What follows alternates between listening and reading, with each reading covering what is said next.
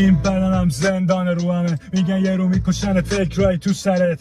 چند ساله دارم با خودم میجنگم، نتیجهشم چشمای کورمه. نفهمیدن پشت خندم چه غمایی هست که همیشه فوش بدم کمه.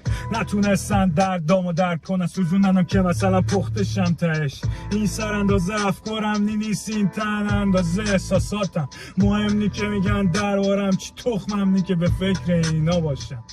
تنهام خستم گمم، سختشونه که بیان درکم کنن. البته خوشحالم، بهتره واسم حتی نزدیکتر اینا هم از من دورن.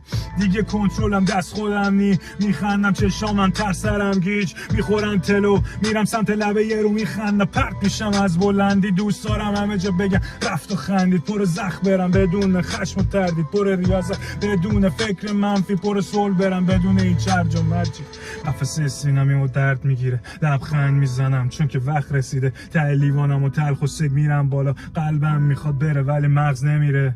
میرم که نکنن قضاوت منو، میفهمن بعدم از سخاوت نبود. میفهمن که نیده منو بدتر و موقع رفتن رو هم میگه اسارت اون دیگه تنگ نمیشه.